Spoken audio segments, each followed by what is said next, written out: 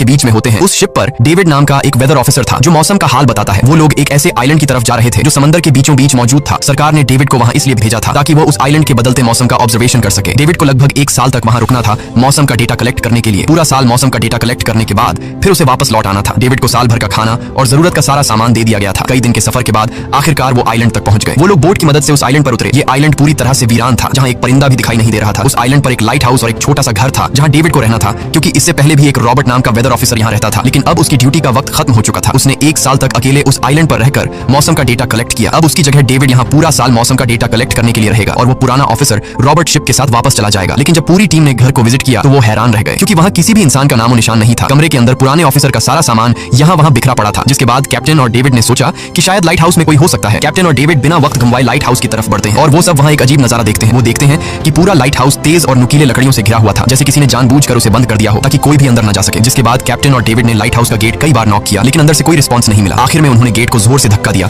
और अंदर घुस गए। लाइट हाउस के अंदर उन्हें एक आदमी मिला जिसका नाम ग्रूनर था। जब उन्होंने ग्रूनर से पुराने वेदर ऑफिसर रॉबर्ट के बारे में पूछा तो उसने जवाब दिया कि वो तो मर गया है। वो समंदर की तरफ गया लेकिन दोबारा कभी लौटकर वापस नहीं आया। ग्रूनर की बातें सुनकर डेविड और कैप्टन दोनों चौंक गए। ये सब सुनने के बाद कैप्टन ने डेविड से कहा, अगर तुम अभी चाहो तो हमारे साथ वापस चल सकते हो। लेकिन डेविड ने वापस जाने से इनकार कर दिया। डेविड ने सोचा अगर वो सरकार को उस आइलैंड का एक्यूरेट वेदर रिपोर्ट दे पाया तो उसे काफी मोटी रकम मिल सकती है। जिसके बाद कैप्टन ने उसे एक गन दी खुद की प्रोटेक्शन के लिए और कैप्टन ने डेविड से कहा कि ये जगह मुझे सेफ नहीं दिखाई दे रही, अपना ख्याल रखना। इसके बाद उसे वहीं पर छोड़कर वो सब वापस चल दिए और अब ये दोबारा वापस 1 साल बाद आएंगे। कैप्टन के जाने के बाद डेविड ने घर को थोड़ा सेटल किया, रहने के काबिल बनाया। रात होने के बाद उसे ड्रॉर में एक डायरी मिली जो पुराने वेदर ऑफिसर रॉबर्ट की थी। उस डायरी में आइलैंड के बारे में बहुत कुछ लिखा था। डायरी में एक मिस्टीरियस क्रीचर के बारे में कुछ बातें लिखी गई थी, लेकिन सब कुछ साफ नहीं था, कुछ बातें अधूरी थी। डेविड हर लाइन को ध्यान से पढ़ता गया। उस डायरी में कुछ अजीब तरह के जानवरों के स्केचेस भी बने थे। डेविड को समझ नहीं आया उसने ऐसी पिक्चर्स क्यों बनाई थी। शायद वो अकेला था और टाइम पास के लिए ऐसा किया होगा। डायरी के एक पेज पर पुराने ऑफिसर के वाइफ की फोटो भी लगी थी। डेविड वह डायरी पढ़ते पढ़ते थक गया और धीरे धीरे उसकी आंख लग गई। अगली सुबह डेविड ने मौसम का डेटा कलेक्ट करना शुरू कर दिया, लेकिन समंदर के पास पहुंचते ही उसके कदम रुक गए। उसने देखा कि चट्टानों के बीच कुछ पत्थर अजीब